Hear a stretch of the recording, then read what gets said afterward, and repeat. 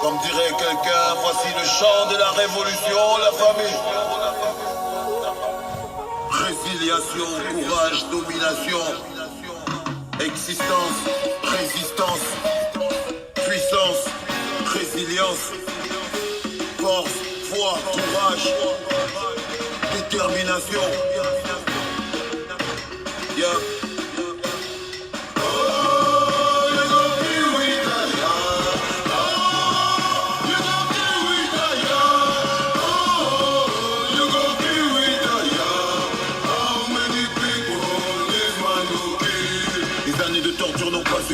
Des années de galère et de supplice, la prison, les fers, le désert, la mer, ta soif de pouvoir ne nous surprend plus. On n'a plus peur du pas, pied sous la poitrine, car on n'a pas d'armes, juste l'énergie. Il faut pour prendre des coups, sortis de la brousse, marcher droit debout, pied sur la poitrine. Tire sur mon corps, tire. Mon âme est invincible, mon esprit protège ma lutte, ma victoire se décide, J'ai vaincu ma crise, la peur ne m'habite plus, Mes frères et mes sœurs ont connu la mort, la peur ne m'anime plus, Ça suffit, man, le peuple est en transe, et hurle de colère, de rage, cousin, sa douleur est grande. Le peuple veut sa vengeance, le peuple a la rage, le peuple a la force qu'il faut, c'était ta dernière chance. How many people this man go kill? How many people this man go kill? How many people this man go kill? How many people this man go kill? Oh, you go kill with a yard. Oh, you go kill with a yard. Oh, you go kill with a yard. How many people this man go kill? Abenda Kumba, Moya Moyuka, la révolution est en marche. Le peuple en a marre, y'a des voix qui s'élèvent et la jeunesse renforce les rangs. La crise de nerfs est passée, le courage a repris sa place. Les frères anglophones nous ont donné la force de remettre des choses à leur place. Prenez place dans les rangs, chaque soldat a sa place. Le cœur chargé de courage, prêt à faire monter la voix. Le temps des plaintes on a dépassé, les pleurs des chéris sont effacés. La foule est devenue le peuple et marche ensemble et en rang serré. Le chassement est proclamé, le peuple veut sa liberté. Un peuple épris de liberté ne marchant pas à sa dignité. Vous tenterez de m'arrêter, vous arriverez à m'arrêter. Vous déciderez de me tuer, mais qui peut tuer la liberté? How many people this man go kill? How many people this man go kill? How many people this man go kill? How many people this man go kill? Oh, you go kill with a yard. Oh, you go kill with a yard. Oh, you go kill with a yard. How many people this man go kill? J'ai armé le peuple a son arme et fini les rangs dispersés. J'ai armé des cerveaux transformés, des moutons en lions surentraînés. J'ai monté des légions, dressé une armée. Engagé, prêt à tout faire péter, les soldats décidés. T'as voulu la guerre, la voilà la guerre. T'as voulu les flammes de l'enfer, t'as réveillé la paix, la boîte de Pandore est ouverte. Les blessures, les peines, les colères. La douleur du peuple provoque des vagues, des monts, des montagnes se renversent. Levez-vous, tout le monde, rassemblement dans la place. Pas d'absence ni d'excuses pour le grand rassemblement. Levez-vous, tout le monde, rassemblement sur la place. Pas d'absence ni d'excuses pour le grand rassemblement.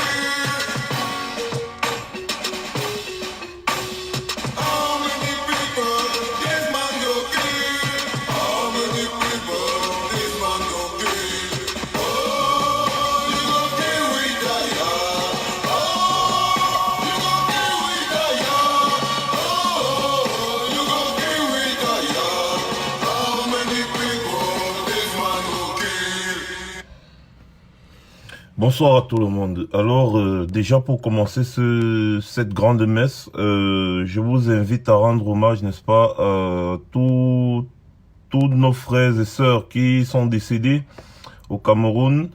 Déjà, cette semaine, nous pleurons le drame qui est survenu à Bafoussam. Cela s'ajoute, bien évidemment, à nos milliers et milliers de morts qui sont non seulement dans la région de l'extrême nord, du nord, et aussi du côté de l'Ambazonie. Le Cameroun pleure ses enfants. Le sang des Camerounais coule. La terre camerounaise aujourd'hui est rouge du sang de ses propres enfants. Je vais également présenter mes sincères condoléances à notre ami et combattant, chroniqueur, Betty Le Kamit, qui a perdu sa maman dernièrement. Mes sincères condoléances aussi, mon frère. Cette lutte n'est pas facile, mais nous vaincrons. Rebonsoir à tout le monde. Je vais commencer d'abord l'introduction de cette vidéo pour, n'est-ce pas, vous expliquer le souci que j'ai eu avec ma page. Comme vous avez pu le lire, n'est-ce pas, sur mon post que j'ai fait pour annoncer mon direct. Déjà, je l'avais présenté sur mon mur parce que je me suis rendu compte que poster sur ma page ne servait plus à rien. Au contraire, si je continuais d'insister, n'est-ce pas, à faire les posts sur ma page, comme il y a des sardinats qui dorment, ils se lèvent le matin, ils dorment, leur travail, c'est juste de venir signaler tout ce qu'on a mis sur nos pages. Ça pouvait pousser Facebook à bloquer définitivement ma page. Donc, nous nous sommes rendus compte, bien évidemment, que ma page et la page de beaucoup de combattants ont été attaqués et restreints. C'est-à-dire que tout ce que tu postais, ça ne partait pas sur les fils d'actualité et puis ça n'allait pas sur les notifications des personnes qui suivent tes activités, qui suivent, n'est-ce pas, les activités de la page que tu entretiens au quotidien. Cette histoire a commencé à créer une certaine polémique où j'ai vu ça circuler un peu de partout là. Et vous savez, moi j'ai l'habitude de rester tranquille et d'observer les imbéciles s'embrouiller et se masturber. Hein. Donc du coup, mais ça a créé une polémique et c'était déjà une façon, une insulte pour vous qui me suivez déjà depuis bientôt 3 ans. Pour vous qui me suivez depuis, pour vous qui me faites confiance, c'était une insulte pour vous de dire que vous avez lâché Max Seigneur Ivoire parce que Max Seigneur Ivoire aurait une position contraire à la vôtre. J'aimerais bien rappeler aux gens ici que, de un, ma page est une page où il y a beaucoup de débats et je laisse beaucoup de personnes venir commenter, même des commentaires désagréables. Je regarde, c'est quand des gens débordent les limites que on les suspend souvent. Mais sinon, ma page, même les commentaires les plus désagréables, vous les trouverez. C'est la liberté d'expression. Les gens sont, comment dire, ils viennent là déverser leur colère, déverser leur haine et tout. Mais je vais aussi vous rappeler que cette page-ci n'est pas seulement suivie par des Camerounais du côté francophone. Cette page-ci est également suivie par des Ambazoniens, par milliers des Ambazoniens. Cette page-ci est suivie par des Camerounais libres penseurs qui peuvent venir exprimer, n'est-ce pas, leurs pensées librement. Cette page-ci n'est pas seulement suivie par des partisans des partis politiques. Cette page-ci est suivie par des milliers de Camerounais soucieux du changement. Alors, quelle que soit ma position, que je suis en capacité et capable d'expliquer, il y aura toujours débat sur ma page. Malheureusement, avec la mauvaise foi manifeste des Camerounais, il a été constaté que certaines personnes ont vu que ma page était bloquée de ses activités. Ils ont pris cela pour acquis et pour moquerie, pour commencer à se moquer de vous, se moquer de toutes ces personnes qui prennent de leur temps pour essayer de nous suivre, écouter ce qu'on a à dire. Et dire que voilà, comme Max Seigneur a pris une position, un genre, du coup, les talibans, comme ils vous appellent maintenant, l'ont lâché. Vous voyez que c'est une secte. Quand tu n'es plus d'accord avec eux, ils te lâchent. Mais quelle insulte!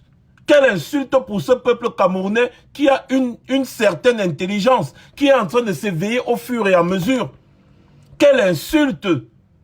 Je me suis dit non, mais je ne peux pas laisser qu'on vous insulte comme ça. Parce que quand mon âme est conscient, je sais très bien comment vous êtes. C'est une grosse insulte. Ou alors ces personnes prenaient leur fantasme pour des réalités. Oui, parce qu'il y a beaucoup de personnes qui aimeraient voir Max Seignon et voir se taire. Il y a beaucoup de personnes qui aimeraient, c'est-à-dire me voir me taire à jamais. Et ces personnes ont pris leur fantasme pour une réalité. Mais non. Je suis avant tout un libre penseur. Ne l'oubliez jamais. Je suis un libre penseur. Et en tant qu'activiste engagé, je suis obligé d'être toujours du côté de la justice et la vérité. C'est automatique. Ma position n'a jamais été corrompue. Hier, non. Aujourd'hui, non. Demain, nada. J'aurai toujours ma position claire et nette. N'en déplaise à certains sardinards ou à certains tontinos sardinards. Eh bien, sachez que si ma page n'avait pas de réaction, je n'ai pas pour habitude de répondre aux ignominies, mais je suis obligé de le faire pour laver le nom, n'est-ce pas, des personnes qui nous suivent. Que si ma page n'avait pas de réaction, c'est parce que après mon direct de vendredi de la semaine passée, le même soir, vous vous rappelez, je vous avais montré une vidéo là où il y a un monsieur qui organise une course, c'est lui l'arbitre, c'est lui qui décide de la fin de la course et tout. Ce direct-là, après ce direct-là, j'ai été suspendu par Facebook. C'est-à-dire Facebook a bloqué les notifications. Il a complètement retiré les abonnés de ma page. C'est-à-dire, il a bloqué les abonnés automatiquement de ma page. Ça veut dire que si je postais n'importe quoi, personne d'entre nous ne devait recevoir des notifications. Même s'il y a certains qui reçoivent peut-être 10 ou 20 ou 30 ou 50 personnes qui reçoivent trop quelques notifications. C'est-à-dire, ils avaient complètement restreint. C'est dans le message que je vous ai envoyé là. Là, pourquoi? Je vais vous dire, pour ceux qui me suivent ici, pour tous les combattants qui me suivent, ne prononcez plus le nom du grand-père Sardina dans vos directs. Ne prononcez plus le nom du grand-père Sardina parce que le grand-père Sardina, les gens de là-bas, c'est maintenant comme ça que je vais dire, les gens de la Sardinaville, les barons Sardina ont des traités avec les gens qui gèrent ces histoires de réseaux sociaux aussi. Donc maintenant, quand tu prononces le nom du grand-père Sardina, pang, ça entre directement dans la base de données, on te met des sanctions. On dit que tu vas à l'encontre des standards, de machin. Ma page n'est pas encore complètement opérationnelle parce que je ne peux pas encore partager des liens. Mais aujourd'hui, ils m'ont débloqué à 10h31 pour que je puisse faire des publications et mes publications pourront être partagées sur les fils d'actualité et autres. Mais je ne peux pas encore partager les liens, jusqu'à lundi 4 novembre. Donc faites attention les gars. Même la page de la brigade anti-sardina jaune a eu des problèmes. La page de Karine a eu des problèmes. La page de Martin Tajo a eu des problèmes. Il y a beaucoup de pages qui ont eu ces problèmes parce que on faisait toujours l'erreur de prononcer le nom du grand-père Sardina. Donc, en ce qui nous concerne maintenant, on va vous dire, quand on dit le tyran, vous savez déjà de qui il s'agit. Le satrape. Le grand-père Sardina, on doit l'appeler le grand-père Sardina. Donc, voilà mes chers frères et sœurs, nous revoilà. On pense que tout est revenu à peu près à la normale. Et je suis heureux de vous voir aussi nombreux pour écouter la grande messe. Nous allons commencer cette grande messe donc aujourd'hui. Non, je vais d'abord envoyer un message. Allez dire au Toto qui se masturbait en disant « Ouais, Max, il n'arrive même plus à faire 5 likes en 12 heures. Il n'arrive. Allez dire à cette Toto-là que si eux, ils sont sur Facebook pour des likes et des commentaires, nous sommes sur Facebook pour édifier, conscientiser, démonter le mensonge orchestré par le régime des barons tyranniques de Yaoundé. C'est ça, notre travail. Donc, si ces personnes sont sur les réseaux sociaux pour chercher les likes et les commentaires, libre à eux. Mais qu'ils n'essaient pas de nous mélanger dans la même sauce. Parce que je ne suis pas dans la même sauce avec eux. Nous ne sommes pas dans la même sauce. Nous ne sommes pas dans le même monde. Et nous ne faisons pas la même chose. Quand je passe une information ici, c'est pour que l'information aille loin. Je suis souvent très content de voir beaucoup d'informations que je passe qui circulent partout sur WhatsApp, sur Messenger, partout. C'est ça le but. On n'est pas sur Facebook pour chercher les likes et les commentaires. On n'en a pas besoin, ça donne l'argent. Ahankaba, ça donne l'argent. Non. Mon travail et ce que je me suis imposé de faire jusqu'au départ, excusez-moi, du tyran, c'est de conscientiser les Camerounais, de déconstruire le mensonge orchestré par ce régime tyrannique. Parce qu'ici, au moins, on peut parler librement. On ne peut pas parler librement sur les chaînes de télé. Donc, voilà mon travail. Et je le ferai, je mènerai à bien ma mission jusqu'au bout. Et la révolution, si moi je vous ai dit, un jour, vous allez entendre au pays que ça a fait POM. Les gens ont dit que bon, ça y est, c'est bon. Et ce sera un travail de longue haleine parce que tous les jours, il faut apprendre, il faut dire aux Camerounais pourquoi du comment. Le pourquoi du comment ou alors le comment du pourquoi. Il faut dire aux Camerounais que le tyran qui est là-bas est c'est-à-dire un roublard. Il faut leur démontrer que c'est un roublard. Il faut leur démontrer qu'il a trompé depuis longtemps et qu'il est temps d'en découdre. C'est ça notre travail. Bien. Maintenant, en ce qui me concerne, je vais donc commencer par le problème qu'il y a eu, n'est-ce pas, à Bafoussam, à l'entame de mes propos. C'est vraiment triste, parce qu'en ce qui nous concerne, l'urbanisation est un réel problème dans notre pays. C'est un réel problème dans notre pays. Les populations sont en pleine survie dans leur propre pays. Des gens cherchent des toits pour y vivre. Ils n'ont pas les moyens parce qu'ils se débrouillent. Le Camerounais se débrouille depuis qu'il est tout petit, depuis qu'il est sorti du ventre de sa mère, il se débrouille. Il se débrouille jusqu'à sa vieillesse, il se débrouille. La majorité des Camerounais, c'est leur vie au quotidien, ils se débrouillent. Donc, les gens trouvent des endroits où ils vont aller essayer de construire. Ils dépensent de l'argent pour construire. Ils ne construisent pas avec des cailloux. C'est-à-dire, quand on dit avec des cailloux, c'est comme si avec le caillou, tu achètes le ciment. Non. Ils travaillent la sueur de leur front. Ensuite, ils ont besoin d'une petite case pour y vivre avec leur famille. Quel est le rôle du gouvernement? Le premier rôle d'un gouvernement, le premier rôle du gouvernement, c'est de prendre soin de ces populations. Donc, lorsque vous voyez des populations qui sont sur le qui-vive depuis des années, sachez que c'est un échec du gouvernement. J'ai envie de poser la question aux personnes qui disaient que les populations ne devaient pas construire là où elles ont construit à Bafoussam. Je prends d'abord l'exemple de Bafoussam parce qu'il y en a partout.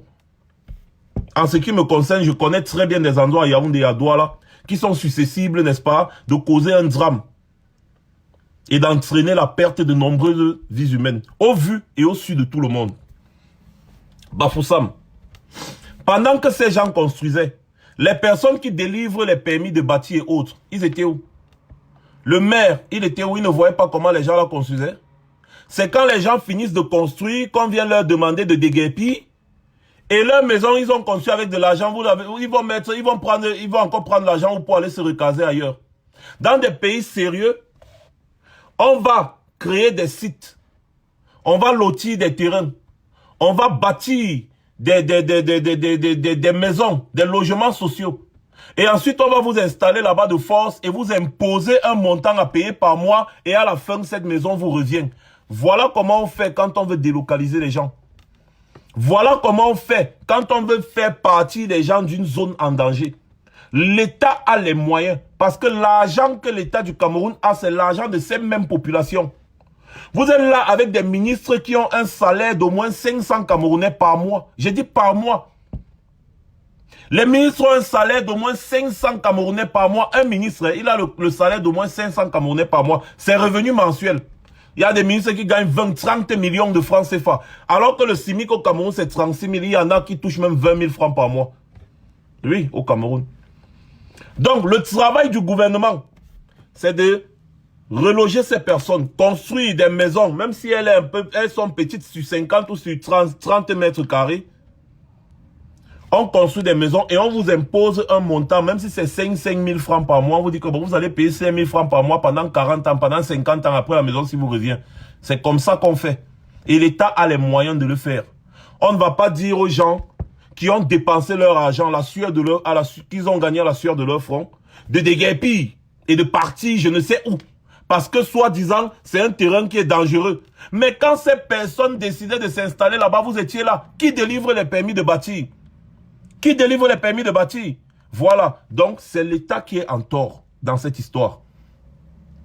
Et ce n'est pas seulement à Yaoundé. à Bafoussam. Il y a des endroits à Yaoundé. Il y a des endroits à Douala. Vous avez vu, dernièrement, à Douala, il y avait eu une inondation terrible.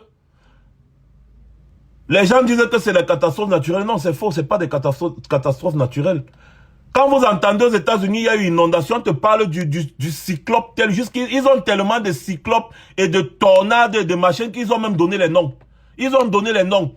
L'ouragan Katerina, Mathilda, la tornade Samantha, tellement ils en ont qu'ils ont donné les noms.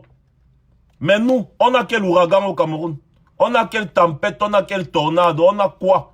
Si ce n'est le mauvais drainage des eaux. C'est-à-dire, il n'y a pas de rigole dans les zones urbaines. Il n'y a pas de rigole. Vous pensez que l'eau qui veut passer là, ça va passer où? L'eau est très patiente. C'est-à-dire, chaque jour qui passe, l'eau ne reste pas quelque part. Ça crée son passage. L'eau crée son passage. Donc, vous pouvez rester là, vous dites, ah, l'eau là qui est là-bas comme ça là. Non, non, non. L'eau cherche toujours là où il va partir. Donc, même si c'est le ciment, même si c'est le fer, l'eau va prendre tout son temps. Mais il va créer un passage là-bas. C'est comme ça. Il va créer le passage jusqu'à passer.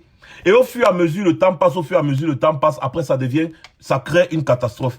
C'est les mauvais drains. Il n'y a pas de rigole, il n'y a pas de caniveau, il n'y a rien. L'eau n'est pas canalisée, il n'y a rien. Les déchets ménagers, ça va dans les waterroutes. Tout va dans les waterroutes.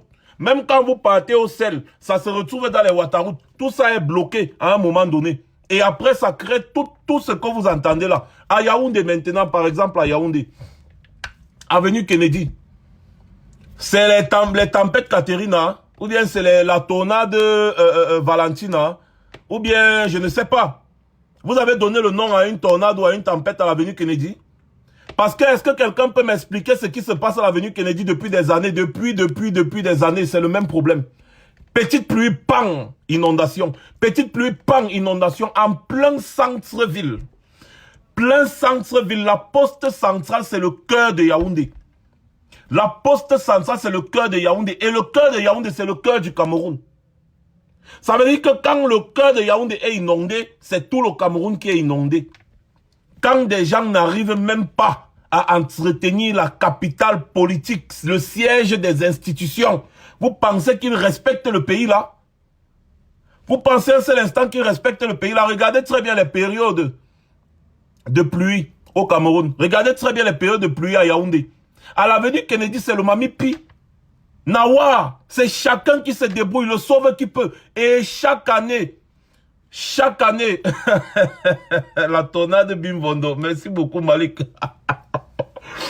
La tornade Bimvondo. Oh là, pardon, ne prononcez plus le nom là ici. Chaque année, c'est comme ça. Chaque année. Et ça va de mal en pire. De mal en pire. De mal en pire. Il y a des gens, vous voyez seulement l'inondation, mais vous ne voyez pas passer des taximans qui perdent leur moteur. Parce que la pluie les a surpris, ils voulaient passer en passant dans l'eau, le moteur. Ils ont perdu beaucoup de voitures comme ça. Il y a des gens qui se laissent souvent entraîner par les eaux. Après, comme ils sont restés longtemps dans les eaux, il y a des maladies, ceci, cela. Tout ça, c'est quoi? C'est quoi le rôle du délégué du gouvernement? C'est très facile de demander aux populations d'aller construire ailleurs. Après avoir dépensé leur argent. C'est trop facile. Tout ce qui est arrivé est de la faute de ce gouvernement-là qui a failli à son devoir depuis 37 ans. C'est aussi simple que ça. Les morts qu'il y a eu à Bafoussam, paix à leur âme, c'est de la faute du tyran et ses amis. Parce que ce qu'ils devaient faire avec l'argent du pays, ils ne le font pas. Et je tiens à vous rappeler, quand on dit que le tyran a débloqué 200 millions, le tyran n'a pas le droit de débloquer l'argent comme ça. C'est l'argent du contribuable. C'est l'argent des Camerounais. Donc c'est l'argent même des familles même qui sont décédées là. Je vais vous rappeler que pour le deuil de son ami qui était mort, l'ancien DCC, ils avaient débloqué plus de 100 millions pour faire son deuil. Hein. Ils avaient débloqué plus de 100 millions pour faire son deuil. Voilà. Les chiffres officiels parlent de 50 familles disparues. 50 disparues. Au moins. Les chiffres officiels, moi je vous dis qu'on est à 120. 120. 120. Ils disent qu'on va donner une aide de 200 millions. Pourquoi faire? Ça, c'est sur le plan humain. Maintenant, regardez l'état des lieux. Parce que ce qui m'intéresse souvent dans ces choses-là, c'est l'état des lieux. C'est-à-dire, c'est l'environnement. Parce que lorsque j'observe toujours des vidéos, je regarde beaucoup plus l'environnement. Regardez l'environnement dans lequel les gens vivent en 2019 dans un pays comme le Cameroun. Regardez l'environnement. Regardez l'environnement. Qui vit encore dans ces conditions? Dans un pays comme le Cameroun, qui vit encore dans ces conditions? Vous avez vu comment les populations vivent là-bas? Les populations sont abandonnées à elles-mêmes. Vous avez vu aucun développement, aucun signe même de développement. Ça veut dire que si ces populations ne s'efforçaient pas à construire des petites maisons à certains endroits, ça devrait être la brousse complètement. Regardez, les gens qui sont ici là en Europe, en train de supporter le grand-père Sadina, vous pouvez aller vivre dans ces conditions-là. Portez vos pieds, allez vivre dans ces conditions, on voit. Allez-y vivre dans ces conditions, on voit. Vous ne voyez pas que c'est une honte? Vous ne voyez pas? Ce n'est pas le Cameroun là-bas. Ce n'est pas le Cameroun là-bas. J'ai vu Messanga Nyamdine dire aujourd'hui que les gens doivent se calmer, machin, ceux qui doivent venir à Yaoundé juste pour chercher leur argent, ensuite rentrer dans leur village. Ah! Donc nous sommes en 2019. Les gens doivent encore quitter des Bafoussam, des machins, trucs, pour venir à Yaoundé se chercher dans leur propre pays. Tout a été centralisé à Yaoundé. Ça veut dire que si tu n'es pas à Yaoundé, tu ne peux pas t'en sortir. Il vient sur un plateau, dans une chaîne de radio et il dit ça. Et pourtant, ce sont eux qui sont au pouvoir depuis 37 ans. Il prend pour exemple la musique de Talanze Marie, il dit « Je vais à Yaoundé, Yaoundé, la capitale ». Talanze Marie a chanté cette musique en quelle année? Depuis toutes ces années, vous n'avez pas facilité la tâche aux populations pour que les populations de ces zones-là ne soient plus obligées de venir à Yaoundé pour se chercher. Je vais là-bas chercher une vie meilleure. Donc, tu es là, dans ta zone, tu es obligé d'aller vers Yaoundé, aller vers Douala pour te chercher, pour chercher une vie meilleure, dans ton propre pays. Parce que les populations sont abandonnées à elles-mêmes. Où est donc le développement? Où est le développement? Où sont les grandes ambitions? Où sont les grandes réalisations? Le Cameroun, le pays le plus construit sur les maquettes. Donc c'était même en 1974, hein, ma mère. Donc la chanson là, ça date de 1974. En 1974, les gens quittaient. Les gens quittaient de l'ouest, de partout pour aller à Yaoundé chercher une vie meilleure. En 2019, c'est toujours le même scénario. Vous ne voyez pas que c'est l'échec. Les gens là sont en train de vous avouer leur échec chaque jour, mais vous ne comprenez pas. Ils vous avouent leur échec chaque jour, mais vous ne comprenez pas. Regardez très bien la situation de Bafoussam. C'est déplorable, mais ça montre encore une fois de plus l'échec de ce régime qui doit être viré par tous les moyens à notre disposition. L'échec de ce régime, voilà, Bafoussam en est encore la preuve. C'est vraiment triste pour ces populations qui payent le prix fort. Pour ces personnes qui, hier, avaient des familles, aujourd'hui n'en ont plus. Pour ce monsieur qui avait 7 enfants et qui aujourd'hui n'en a plus. 7 enfants. La veille, tu te réveilles le lendemain, tu n'en as plus. Pourquoi? À cause de la négligence gouvernementale. Une catastrophe pareille, ici là, en France, le gouvernement démissionne. Le président de la République démissionne. Je vous dis, une catastrophe pareille. Parce que quand les faits seront établis, on va vous dire ça c'est la faute du gouvernement. Le gouvernement démissionne, pang. Le président de la République démissionne, pang. C'est comme ça. Parce que lorsque l'enquête établit que non, ça c'est la faute du gouvernement. Vous devriez prévoir. Parce que gouverner, c'est prévoir. Vous devez prévoir 50 ans, 100 ans. Ici en France, on parle de 200 ans. 200 ans à l'avance. 200, c'est-à-dire ils sont en train de se préparer pour 200 ans. Mais là-bas au pays, vous vous préparez pourquoi? Pour le lendemain. J'ai vu des petits idiots ramasseurs de bouteilles à Ebolova, Des gens qui ramassent des bouteilles comme ça pour aller vendre, avoir ça, mettre l'eau. Ils ramassent des bouteilles comme ça, ils mettent l'eau dedans, ils vendent à 100 francs aux gens qui voyagent. Voilà les gens qui vont venir ouvrir leur gueule aujourd'hui et parler du président élu. Ils ouvrent leur gueule, ils insultent les gens, ils disent rentrez chez vous. Ils ouvrent leur gueule, ils disent on ne veut pas des gens de Kamto ici. Ils ouvrent leur gueule, ils disent que vous n'entrez pas à Ebolova. Vous êtes qui pour interdire aux Camerounais d'entrer dans une ville du Cameroun? Ou alors, vous êtes en train de faire sécession. Tout simplement, vous êtes en train de dire que vous déclarez la sécession. Le Sud, c'est un état d'exception. Au Sud, les Bamileke n'entrent pas. Au Sud, si tu supportes Maurice Kamto, tu ne viens pas là-bas. Tu n'entres pas. Tu n'as pas le droit d'entrer là-bas. On ne voit plus l'homme camerounais comme camerounais, mais on le voit beaucoup plus appartenant à une ethnie. C'est grave. D'où je suis en train de rebondir comme ça là sur le deuxième point. Le tribalisme. Le tribalisme institutionnel. Vous aviez suivi quand Famen Dongo avait dit que le Sud, je pense que j'avais parlé de ça ici dans plusieurs directs, il dit que le Sud, c'est le bastion du RDPC. Que si tu vis au Sud, tu dois voter le RDPC. Si tu n'es pas d'accord, tu dégages. Que là, c'est la chasse gardée du RDPC. Ne vous amusez pas. C'est le bastion du RDPC. Mais, vous avez pris une partie du pays où les citoyens ne sont plus libres de choisir leur avenir. Vous leur imposez de voter, n'est-ce pas, pour vous. C'est-à-dire, le vote n'est plus un choix.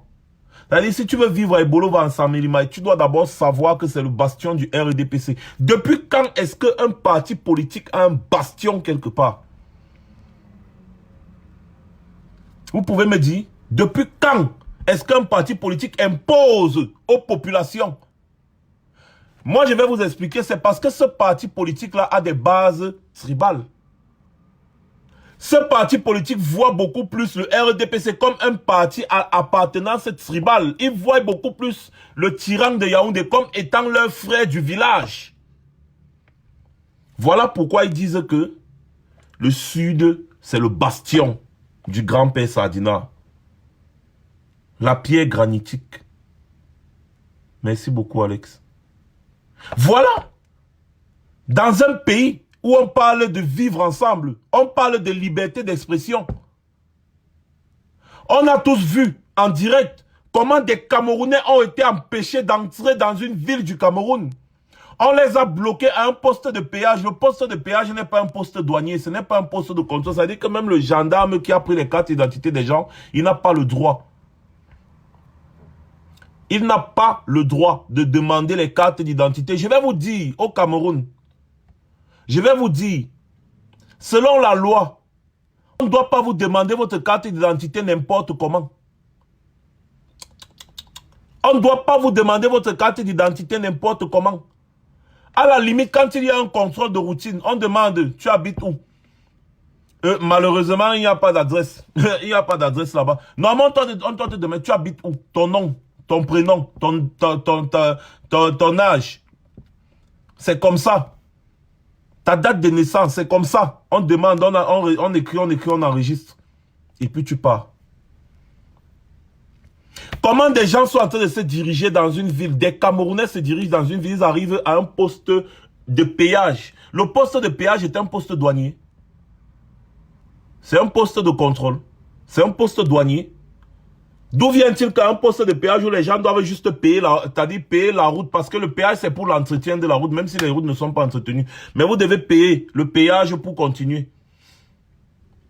D'où vient-il qu'arrivé à un poste de péage, le poste de péage se transforme en poste douanier? Il y a la douane à l'intérieur du territoire camerounais, c'est-à-dire tu veux partir du centre au sud, tu dois d'abord passer par la douane. Tu dois passer par le poste douanier, c'est ça? Pour entrer à Bolova, tu dois passer par le poste douanier. Ou alors les gens qui étaient dans la voiture là, c'était des étrangers. On vous a dit que c'était des personnes qui partaient pour créer le désordre. Ou alors c'était des délinquants. Des hommes respectables, respectueux, responsables. Des docteurs, des professeurs, des étudiants. L'avenir du Cameroun. Vous les traitez comme des moins que rien. Vous voyez l'idiot des gendarmes là qui a attaché le ceinturon comme ça là, sa chaussure est penchée. Il est là, toute sa vie, c'est de racketter les gens dans les routes. Sur les routes, autant pour moi. Toute sa vie, il raquette les gens, les 500, les 1000 francs sur les routes. Et il vient parler à un professeur. Il vient parler à un docteur. Il vient parler à des hommes valables, à des jeunes étudiants qui peuvent être ses patrons demain.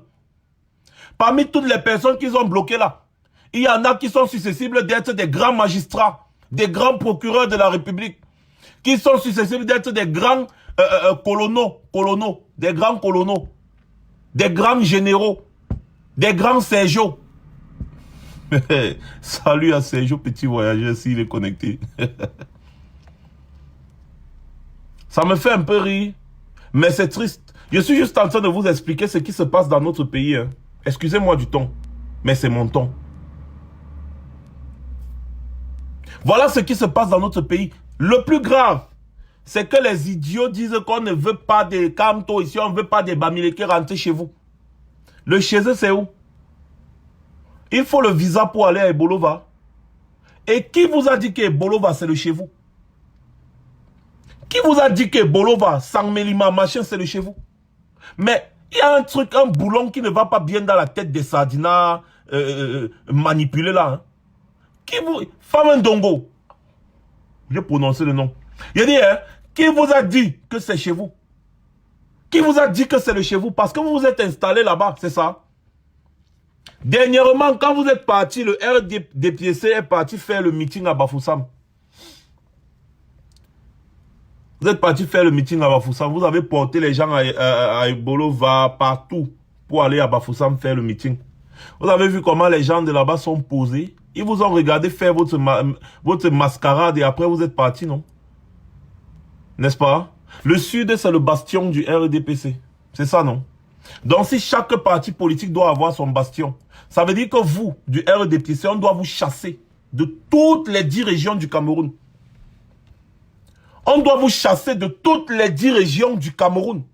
C'est-à-dire le RDPC ne doit plus jamais faire un meeting politique dans le littoral. Jamais faire un meeting politique à l'ouest. Jamais faire un meeting politique à l'est. Jamais faire un meeting politique dans le Grand Nord. Si on veut aller dans votre logique. Puisque vous voulez prendre votre parti politique qui a détruit le Cameroun et faire de ça une appartenance tribale, un parti du village, n'est-ce pas?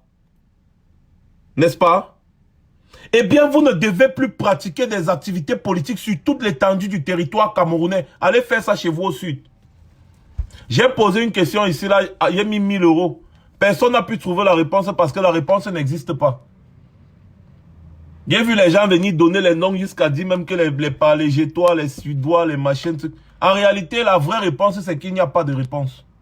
Tout simplement. Donc, si quelqu'un venait dire la vraie réponse, c'est qu'il n'y a pas de réponse, il devait gagner 1000 colos. 1000 Chirac, mon frère. C'est beaucoup d'argent, hein. Oui, dans les 9 régions, mais merci. Dans 9 régions, même où? 9 régions où? Dans les 7 régions. Parce qu'il y a 2 régions du Cameroun qui sont devenues l'Ambazonie. Que vous le vouliez ou non, c'est comme ça. Donc, dans les 7 autres régions, on ne compte pas les régions de l'Ambazonie. L'Ambazonie, c'est un pays. C'est Paul Biya qui est en train de confirmer que l'Ambazonie c'est un pays. C'est pas moi. Hein. De par ses actes, il confirme que l'Ambazonie c'est un pays. De par ses actes, c'est pas moi. Ce n'est pas moi. Donc l'Ambazonie c'est un pays. Ne comptez pas l'Ambazonie dans les histoires. C'est un pays. Voilà. Donc dans les autres régions, les autres 7 régions, ou 6, si les autres 7 régions, le RDPC doit seulement rester au sud. Allez faire vos meetings au sud. Ne faites pas de meeting du RDPC dans un autre territoire du Cameroun. Ne faites pas un meeting du RDPC au Cameroun. Allez faire les meetings du RDPC maintenant au sud. Parce que le sud, c'est chez vous, non? Restez donc chez vous aussi.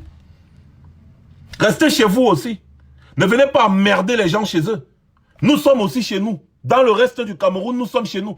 Comme le sud, c'est le chez vous, non? C'est chez le RDPC. Restez chez vous. Restez chez vous. C'est comme ça. Et on va voir ce que ça va donner. Imaginez un seul instant quand vous étiez parti à Bafoussam pour faire le métier jusqu'à dire l'Ouest tourne le dos à Maurice Kamto. Imaginez quand vous arriviez là-bas, les enfants de l'Ouest se comportaient comme ils se sont comportés là. Vous alliez faire quoi?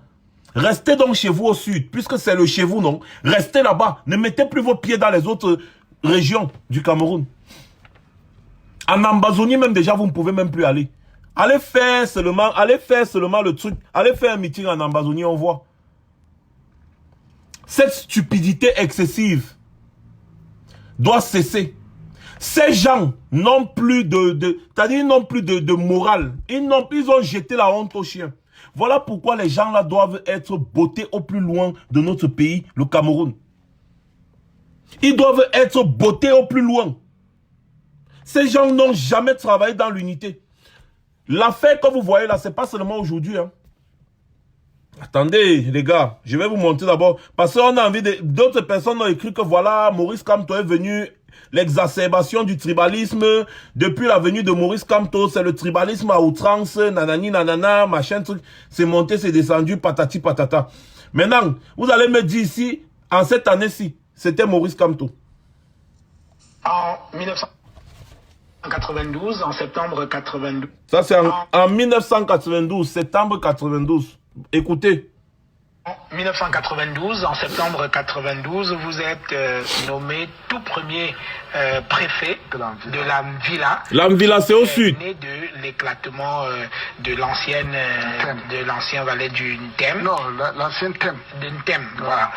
Donc vous arrivez en plein pays organisateur chez le président de la République et le moins que l'on puisse dire, c'est que vous n'étiez pas celui qu'on attendait. Oui, il y a une histoire assez longue. Oui, on va essayer d'être très bref. Oui, il y avait un gouverneur qui était nordiste. Ils ne se sont pas beaucoup entendus. Bon, quand il est parti, on a nommé un préfet nordiste. Ils ne se sont pas beaucoup entendus. Et puis, il est parti. Et quand moi j'arrive, c'est encore un nordiste. Oui. Alors quand il demande, mais c'est monsieur Abakar Ahmad Ibi, c'est un gars d'où on dit que c'est un nordiste. Le maire a refusé même de venir faire le discours de bienvenue. Ben oui, et justement, dans votre livre, vous citez le maire de l'époque, Samuel Enamba, qui dit, et là je cite ce que vous avez écrit dans votre livre, qu'avons-nous fait pour mériter ça? Oui, ça c'était pas avec moi, ça c'était avec mon prédécesseur. Vous voyez? C'est-à-dire, comme le maire, c'est-à-dire en 1992, hein, en 1992, c'était toujours Maurice Kamto, non? En 1992. Continuons. Est-ce qu'il y avait votre prédécesseur? Oui, parce que moi, il n'a même pas prononcé le discours. Il n'est même pas venu à votre installation. Tout à fait. Alors, et le pompon? Le pompon, c'est lors de votre cérémonie d'installation boycottée par le maire de Bolova, Samuel Enamba, et le gouverneur de l'époque, Bernard Minili Elomo, lors de votre installation, il tient quand même un discours incroyable. Et là, je vous cite également, on ne commande pas les boulous, comme on commande les bayas, les bassas ou les foulbés. Alors, comment le public a réagi à ces mots qui sont quand même terribles? Et vous-même, comment vous avez... Ça, ce sont les paroles d'un gouverneur. On ne commande pas les boulous comme on commande les autres ethnies. Vous entendez? Au Cameroun, on va installer un préfet. Le maire boycotte. Il dit que le préfet là vient d'où? Il vient du nord. Pardon, on n'est pas là. Le gouverneur boycotte. Le gouverneur dit, monsieur, quand vous venez ici, là, on ne commande pas. Déjà, il y a 2 préfets qui ont été chassés parce qu'ils venaient toujours du nord. Vous voyez, c'était Maurice Kamto, non?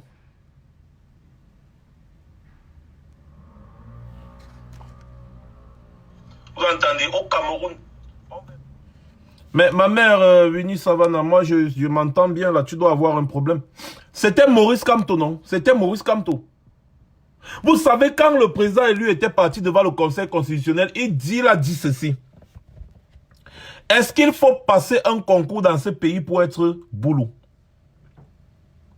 C'est parce que le président élu, n'oubliez pas, il a vécu à l'époque où tout ceci se passait. Il a vécu ça. Il a vu ça. Il a compris beaucoup de choses.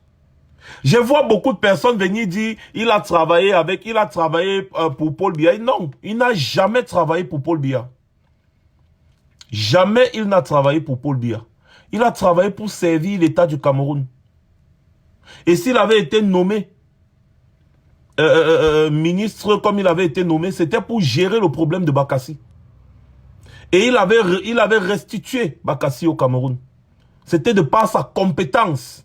Il a été nommé dans un secteur clé, lié à sa compétence de grand juriste international qu'il était. Spécialiste dans les affaires de territoire et tout ce que vous connaissez là. C'est-à-dire, c'est un baron, le pape du droit. Et il lui fallait quand même un rang dans l'administration camerounaise pour essayer de lever le niveau des pourparlers, n'est-ce pas? Parce que du côté nigérian, il y avait des gens qui avaient un bon rang dans l'administration nigériane. Il a accepté ce poste-là, c'était pour servir son pays. Ce n'était pas pour travailler pour Paul Biya. Pour servir son pays, voilà la différence.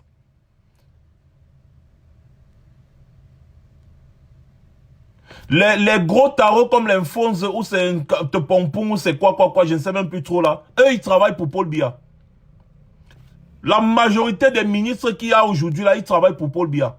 Il y a une différence entre travailler pour servir le Cameroun et travailler pour Paul Biya. Le président, il lui a travaillé pour servir le Cameroun. Donc, il a vécu tout ceci. Voilà pourquoi, devant le Conseil constitutionnel, il avait posé cette question. On a vu les gens comme la marionnette là, du RDPC là, venir dire que, mais qu'est-ce que le problème des tribus à y voir ici? Oui, monsieur, vous ne voyez pas ce que lui voit. Vous faites semblant. Lui, il voit loin. Il voit très loin. Vous avez vécu ça. Mais vous faites semblant. Vous dites non, on ne voit pas, on ne voit pas. Lui, il voit et il expose les problèmes. Il vous met face à la réalité. Ce problème, s'il est survenu, c'était toujours dans la même région du Sud. Est-ce à dire que le Sud était un État à part parce que le grand-père Sardina est ressortissant de là-bas? Il n'est pas ressortissant de là-bas parce que vous n'êtes pas originaire de là-bas. Vous êtes tous des personnes qui ont migré.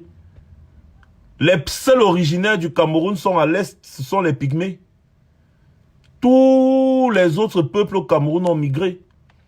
L'histoire dit que même nous, les Bamilikons, venaient d'Égypte ou bien on vient du Soudan, je ne sais plus. Mais nous tous, on a migré. Les Foulbés, vous savez très bien d'où ils viennent. C'est-à-dire chacun a migré, il s'est retrouvé quelque part à un moment donné.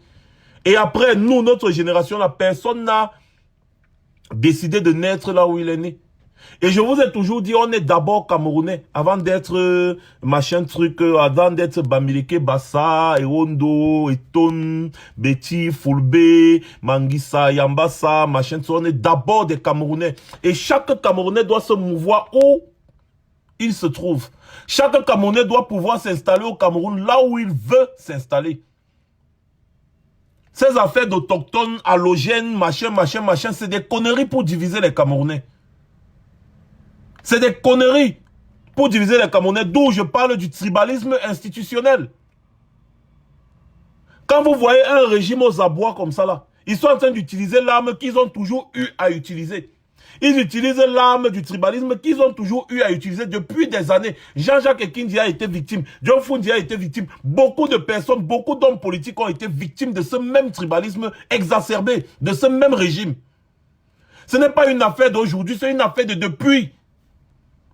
Et ça continue. Et ça continue. Mais ça, c'est un mauvais grain qu'il faut retirer dans la tête des Camerounais. C'est un mauvais grain. Vous allez maintenant trouver d'autres idiots qui posent la question de savoir il y a combien de bêtis à Bafoussam. Mais, quand tout le monde se dirige vers Yaoundé, parce que le semblant de développement, c'est à Yaoundé. Le semblant, c'est seulement à Yaoundé, à Douala. Quand tout le Cameroun se dirige là-bas, vous voulez que les gens laissent pour aller à Bafoussam faire quoi? Il y a quoi à Bafoussam? Si Bafoussam est développé aujourd'hui, les gens peuvent venir à Bafoussam pour s'installer. Étant donné que Bafoussam est délaissé, l'Ouest est carrément délaissé, il n'y a rien à l'Ouest. D'où j'accuse toutes ces personnes qui disaient être des élites de l'Ouest. C'est quoi d'abord une élite? Cette notion d'élite doit être enseignée aux Camerounais. Il y a quoi à l'Ouest? Vous fuyez l'Ouest parce qu'il n'y a rien à l'Ouest. Vous savez que l'Ouest c'est la brousse. Vous le savez pertinemment. Voilà pourquoi vous ne venez pas à l'Ouest. Vous êtes déjà venu à l'Ouest quand on a refusé. Vous êtes venu à l'Ouest quand les gens ont refusé. Les gens sont installés partout. Au nord, au grand nord là-bas. Vous avez entendu un jour les nordistes demander aux gens de rentrer chez eux. Vous avez entendu depuis que le Cameroun existe. Aïdjo a été président pendant ses 27 ans. Vous avez entendu les nordistes un jour demander à une autre ethnie de rentrer chez eux? Au nord, là-bas, il y a beaucoup de tribus. Il y a les tout pourris, il y a les Fulbé, tout ça. Vous avez entendu un jour qu'au nord, on demande aux gens, rentrez chez vous, dis donc, rentrez chez vous. Est-ce que vous avez entendu ça? Non. C'est parce que c'est des gens éduqués. C'est des gens qui aiment vivre avec les autres personnes. Ceux qui n'aiment pas le vivre ensemble, ce sont les barons de Yaoundé, qui instrumentalisent la jeunesse délaissée du Sud Cameroun. On leur donne une boîte de sardines avec un pain. On lui dit que bon, si demain tu vas encore la boîte de sardines et le pain, tu dois d'abord faire ça. Ils sont obligés de le faire. Parce que eux, ils ne réfléchissent pas plus loin que leur vente. Tout pour eux, c'est que mon ventre, je dois d'abord manger. Voilà celui qui insulte le président élu Maurice Kamto. Il a 40 ans, il vit encore chez ses parents. Il ramasse les bouteilles. Il ramasse les bouteilles comme ça, là, il part, il puise l'eau. Il vient vendre à 100 francs. Et c'est lui qui vient parler du président élu Maurice Kamto. Il dit que allez, fichez-moi le cas avec les affaires de Kamto ici. Allez faire ça chez vous, allez faire 40 ans. Il est encore chez ses parents. 40 ans, il est chez ses parents. Pour lui, c'est ça la vie. C'est la vie que les barons de Yaoundé lui ont enseigné. Mon ami, ce n'est pas ça la vie. Hein. Ce n'est pas ça la vie. Eh oui, comme tu as Stéphie, l'ouest c'est le cimetière. C'est-à-dire quand les gens partent, ils meurent, après ils partent, on ne peut pas les enterrer à l'ouest.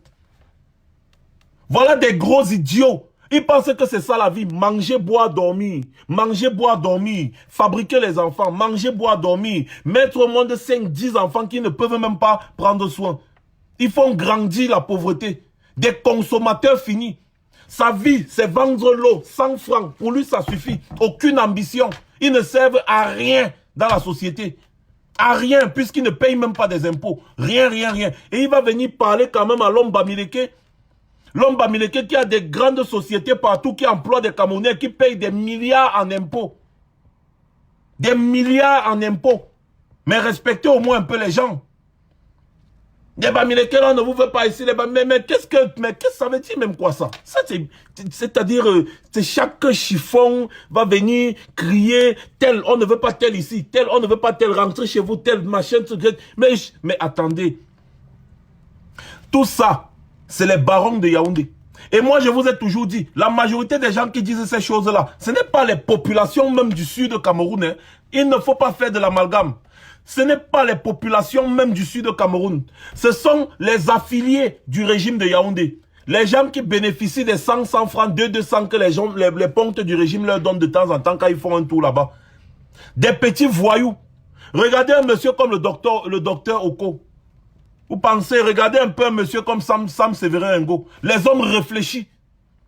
Ce sont des natifs aussi du sud, non? Si on va aller dans la logique des totos là. C'est des natifs du sud, non? C'est des hommes réfléchis. Il ne faut pas mélanger les gens. Si vous êtes des totos, des tintamas, qui ne voulez rien faire de votre vie, vous pensez qu'à 40 ans, on doit encore vendre la bouteille d'eau à 100 francs pour vivre? Vous pensez que c'est ça une vie? C'est à quel moment que vous allez vous rendre compte que vous avez raté complètement votre vie? Et quand des grands messieurs comme ça veulent vous remettre sur le chemin pour vous dire non, vous ne devez pas supporter la médiocrité.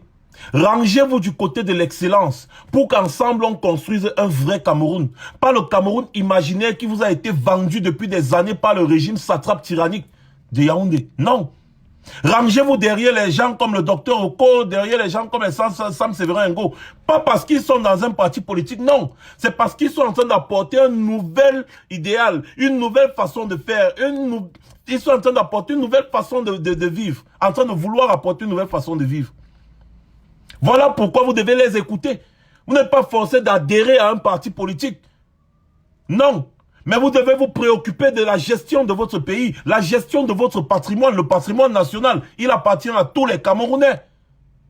Si tu es à 40 ans, tu vends encore l'eau à 100 francs. Tu restes là en route comme ça là. Quand la voiture passe, l'eau, on te donne 100 francs. Tu vends 10 bouteilles par jour, tu as 1000 francs. Après, tu pars t'asseoir au club Matango. Tu bois 700 francs sur ça. Et puis, tu t'en vas déranger tes parents à la maison. Tu vas regarder la matin, a préparé le zoom. Elle a préparé le tegue. Elle a préparé le riz. Tu vas discuter avec tes petits frères, discuter avec tes enfants, tes propres enfants. À 40 ans, quelqu'un vit dans la maison avec ses enfants, sa femme, ses parents, dans la maison de ses parents. Il va aller vendre l'eau. Et pour lui, c'est ça la vie. C'est ça la vie. Et il va oser insulter une personne qui veut faire changer sa vie. Qui veut complètement changer sa vie. Qui veut essayer de créer des emplois pour qu'il ait un emploi digne. Non, il va seulement dire que non. Moi, il veut rester seulement avec le grand-père Sardina parce que il va venir me donner un pain avec une sardine. La sardine a le goût. Moi, je sais que la sardine a le goût. C'est pour ça que quand on était petit, on nous disait toujours que mon ami, si tu goûtes la sardine à l'âge, c'est que tu vas voler. Maintenant, on comprend pourquoi nos parents nous disaient ça. Voilà pourquoi à la place de la sardine, on nous donnait plutôt les avocats. On nous donnait l'avocat dans le pain. Parce que si on mettait la sardine dans ton pain, mais mon ami, tu vas voler. C'est trop bon la sardine, je sais. Mais ce n'est pas seulement la sardine qui doit faire ta vie, mon gars. C'est pas seulement la sardine qui doit faire ta vie. Je suis désolé. L'homme, c'est les ambitions. L'homme, c'est la construction. Parce que ce que tu travailles, c'est pour laisser à tes enfants. Est-ce que tu vas laisser tes enfants en train de vendre aussi l'eau à 100 francs, l'eau. Ça veut dire que tu as raté ta vie et tu as aussi raté celle de tes enfants. C'est ça la réalité. C'est vendre l'avenir de tes enfants.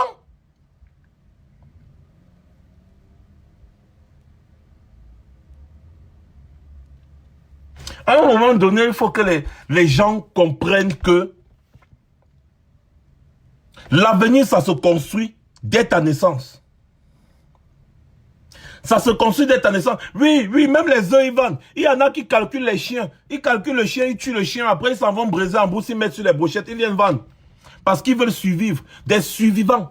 Et vous êtes en train d'acclamer celui qui a tué votre avenir. Pendant que vous êtes en train de vendre à 100 francs. Vous vendez 100 francs. 100 francs. Brenda Biya roule en Rolls Royce à Dubaï. Brenda Biya roule en Rolls Royce à Dubaï. Elle achète les montres à 70 millions. La montre à 70 millions. Ne parlons pas un peu même du grand-père Sardina. Regarde, j'ai même prononcé le nom de la petite là. La fille du grand-père Sardina, elle roule en Rolls Royce à Dubaï. Elle loue les chambres d'hôtel à des millions.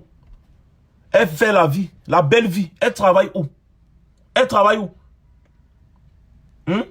Toi, tu es là. Quelqu'un a hypothéqué ton avenir pour mettre ses enfants à l'aise, pour se mettre à l'aise, mettre toute sa famille à l'aise. Toi, tu es en train de vendre l'eau à 100 francs. Quelqu'un, une autre personne est en train de venir t'enseigner que non, monsieur, tu ne dois pas être en train de vendre l'eau à 100 francs. Montrez-moi un endroit ici en France où quelqu'un est en route à la gare routière, ou bien il est en train de vendre à 100 francs l'eau. Non, monsieur, ça ne se fait plus. Ça ne se fait plus. Réfléchissez. Réfléchissez. Vous voulez quoi pour votre vie? Qu'est-ce que vous voulez pour votre vie? Passez votre vie à défendre les gens qui vous tuent, qui tuent votre avenir et celle de vos enfants. À un moment donné, arrêtons avec la bêtise. Supportez le changement. Regagner le train de la renaissance du Cameroun.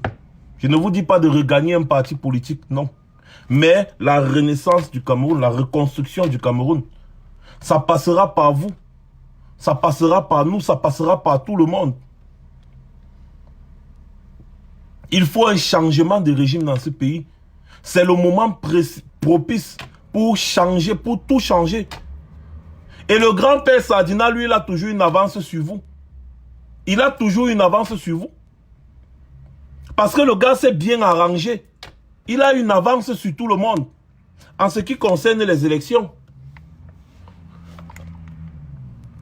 En ce qui concerne les élections, le grand-père Sardina a une avance sur tout le monde. Et ça, on le sait. Voilà pourquoi je vais aborder n'est-ce pas, le point des élections, peut-être à venir, en 3 sous-points.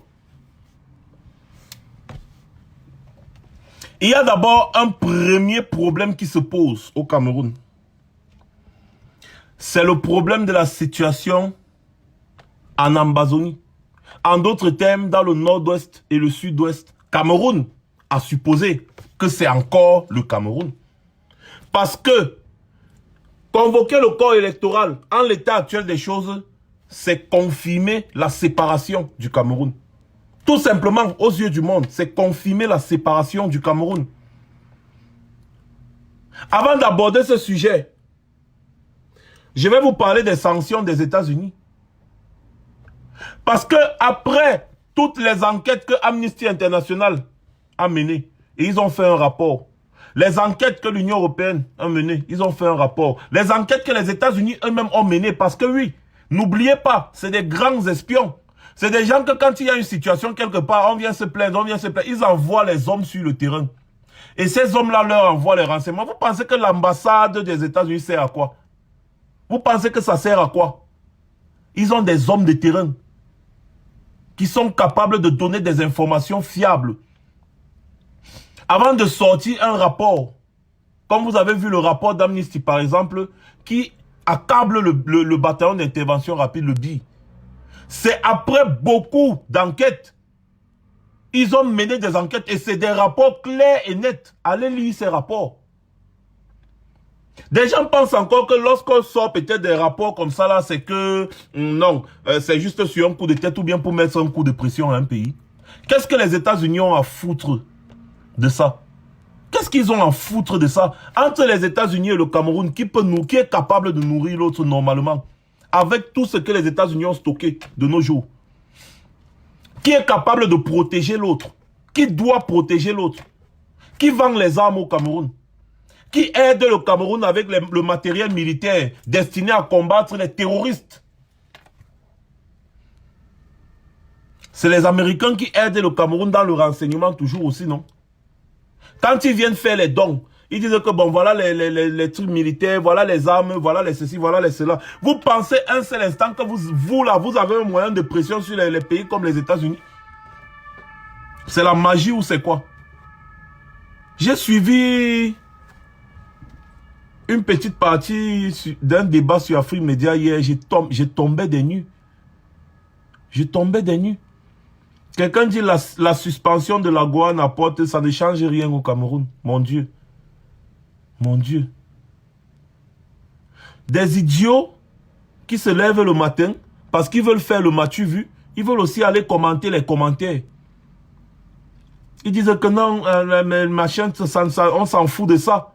Vous vous en foutez d'une aide dans la situation où le pays se trouve actuellement. Je tiens à vous rappeler que si les États-Unis continuent avec leurs sanctions, ils suspendent l'aide militaire, vous allez combattre Boko Haram avec quoi? Vous allez combattre Boko Haram avec quoi? Ils suspendent l'aide militaire maintenant, là, vous allez avoir encore vos armements où? L'autre a dit que non, c'est parce que la Russie est en train de venir fort. La Russie est en train de venir fort. Paul Biya a dit qu'il n'est pas intéressé par la Russie. Je vous prends un exemple simple. Paul Biya, il dépense les millions du contribuable. Il loue un avion à 40 millions l'heure pour aller voir, pour venir ici en France, à Lyon, parler des affaires de sida et consorts, dans une conférence où il n'est même pas reçu officiellement au palais de l'Élysée. Donc il était là dans une petite ville là, il a tourné 3 jours. On l'a souillé comme on l'a souillé et puis il est parti. Entre le voyage à Lyon et le voyage à Sochi, quel était le voyage le plus important pour l'avenir du Cameroun? Quel était le voyage le plus important pour l'avenir du Cameroun? C'est le voyage à Sochi. Eh bien, Paul Biya, pour lui, ce n'est pas important. Il a préféré s'asseoir au Cameroun et recevoir le ministre des Affaires étrangères là-bas sur place française là, pour parler de leurs accords qu'ils ont. C'est comme ça. Donc, quand les États-Unis commencent déjà à te sanctionner, mon gars, tiens-toi bien. Les sanctions vont pleuvoir et on va vers l'embargo. On va vers l'embargo. On va vers l'embargo. Et si la France, par exemple, voit que le Cameroun commence à vraiment à menacer son amitié avec les États-Unis, la France va tourner le dos au Cameroun. Parce que s'il faut choisir un partenaire économique entre le Cameroun et les États-Unis, mon frère, la France va d'abord tourner le dos que non. Retirer d'abord le type là et puis on va reconstruire, on va essayer de voir des nouvelles relations avec le nouveau régime. C'est des choses qui peuvent arriver. Même comme on sait que la France se cramponne sur le Cameroun parce que le Cameroun a beaucoup de ressources naturelles. Et que le Cameroun, c'est la plaque tournante de l'Afrique centrale. C'est-à-dire qui contrôle le Cameroun, contrôle toute l'Afrique centrale. Ça, on le sait. Mais à un moment donné, s'il y a un danger entre les relations bilatérales entre les États-Unis et la France va d'abord tourner son dos à Paul Biya. Comme botte d'abord Paul Biya, ensuite le nouveau président, ils vont essayer de s'arranger. Parce que la vérité, c'est qu'aucun pays sur cette terre ne peut vivre sans les accords internationaux. Mais maintenant, qu'est-ce que tu en fais de ces accords internationaux? On supporte Paul Biya, les salopards supportent Paul Biya aujourd'hui. Et après, quand tu vas les attaquer, ils vont dire qu'on n'est pas développé à cause du franc CFA. D'accord, bon, je vais vous poser une question simple. Pourquoi depuis Paul Biya ne sort pas du franc CFA alors? Donc Paul Biya est conscient qu'on ne se développe pas à cause du franc CFA selon les Sardinats. Mais il supporte quand même de rester dans cette situation que Paul Biya a accepté. Paul Biya ne sort pas du franc CFA. Pourquoi donc? Pourquoi Paul Biya depuis n'a pas créé une monnaie? Pourquoi Paul Biya n'a pas autonomisé le Cameroun, si c'est comme ça qu'on dit en français? Pourquoi Paul Biya n'a pas capitalisé? Pourquoi Paul Biya n'a pas centralisé la production des choses au Cameroun et vendre les produits finis à l'extérieur? Nous, on exporte les produits bruts. Voilà pourquoi il n'y a pas d'emploi au Cameroun. On exporte les produits bruts. Et aujourd'hui, les gens vont venir cracher quand les États-Unis sanctionnent. Ils commencent déjà à dire que non, on ne va plus t'aider. L'Allemagne déjà n'aide plus le Cameroun militairement. Les États-Unis aussi ont décidé de ne plus aider le Cameroun militairement parce qu'ils disent qu'il y a des violations des droits de l'homme au Cameroun. Et c'est pas à pas. C'est pas à pas. Donc j'étais en train de vous parler des élections. Paul Biya, le macro. Le macro. La situation sécuritaire dans les régions du nord-est et du sud-ouest a supposé que ça fait encore partie du Cameroun. Imaginez un seul instant que les États-Unis commencent à soutenir l'Ambazonie. Imaginez un seul instant que les États-Unis commencent à soutenir l'Ambazonie. Vous savez ce que ça va donner? Vous n'imaginez même pas. Vous n'imaginez même pas ce que ça va donner. Si les États-Unis commencent à reconnaître même l'Ambazonie comme étant un État indépendant. Vous parlez de pression, non? Vous croyez que c'est...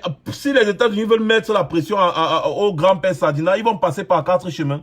Il suffit juste que les gars décident de soutenir l'Ambazonie. C'est fini pour Paul Biya, pour le grand-père Sardina. C'est fini pour lui. Les gars décident que bon d'accord, nous on va soutenir l'Ambazonie. Puisque vous êtes là, vous ne faites que tuer depuis là. Vous tuez les violations des droits de l'homme, les machins, les militaires commettent des exactions. On vous parle, vous gueulez. On vous parle, vous gueulez. D'accord. Maintenant, hein, on va soutenir l'Ambazonie.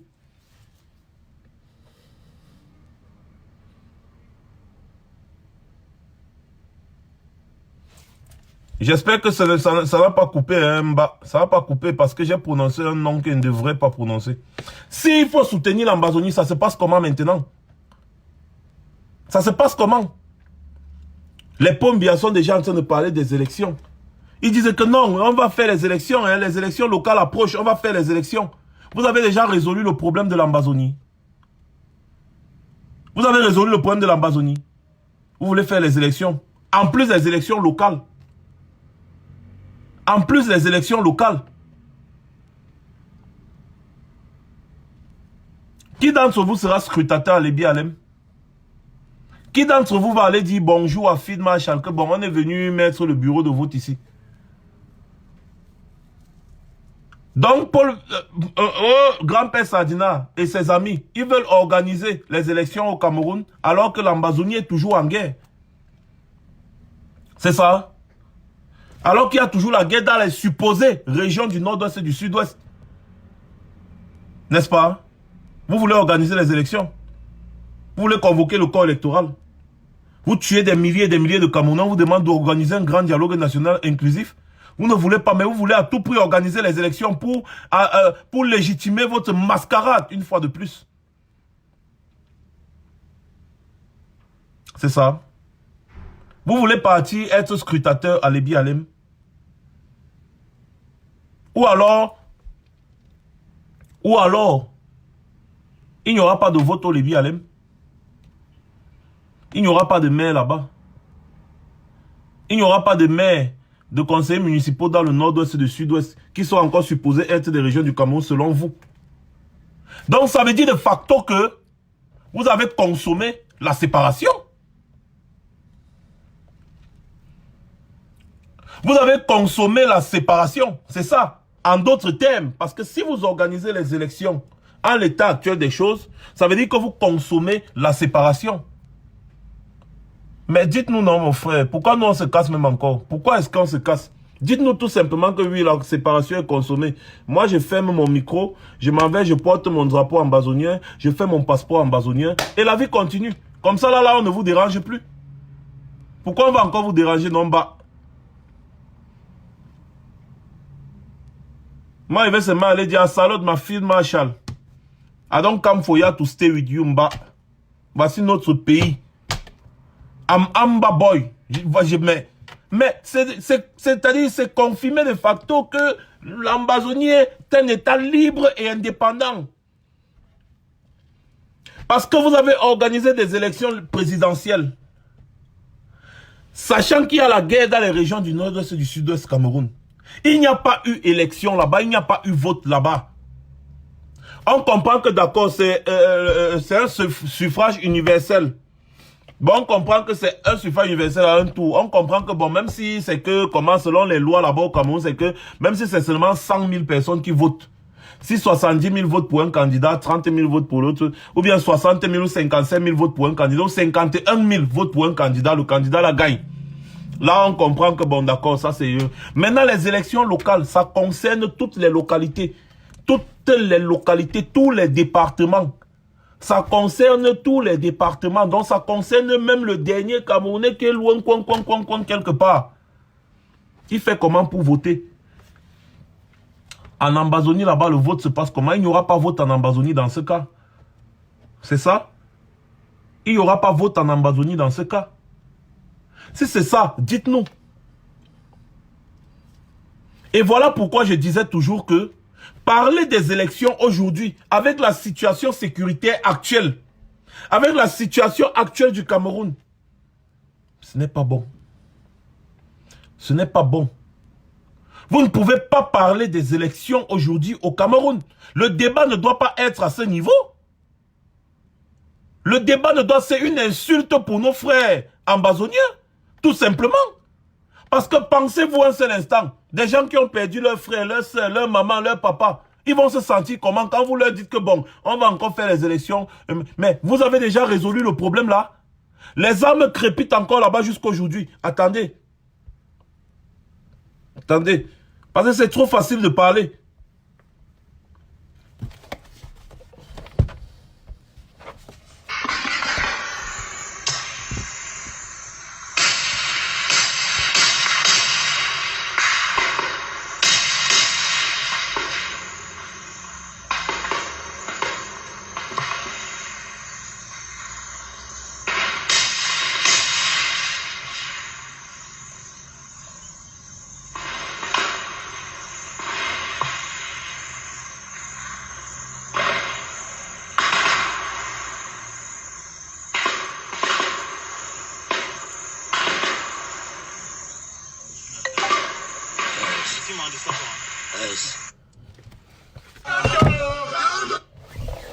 Vous avez vu la situation qu'il y a là-bas actuellement? Ça ne rigole pas. Ça ne rigole pas. Il y a de cela quelques jours, c'est le gouverneur qui a été attaqué, ou bien c'est le préfet, ou c'est le préfet, je crois. Ça ne rigole pas là-bas. Ça tire. Pam, pam, pam, pam, pam, pam. Ça ne rigole pas. Et vous êtes en train de faire un débat sur des élections. Vous faites un débat sur des élections. Alors que vous n'avez pas encore résolu le problème majeur. C'est un problème majeur. Mettons un peu de côté le code électoral et autres. Je vais parler de ça un peu après. Le problème majeur qui se pose actuellement au Cameroun, c'est ce problème-ci. Ou alors, vous consommez une fois, vous dites que bon, le divorce c'est bon. On signe le divorce et puis c'est bon. Maintenant, nous on fait nos choses de notre côté. Et maintenant, vous faites pour vous de votre côté. Et tout, là je peux essayer de vous comprendre.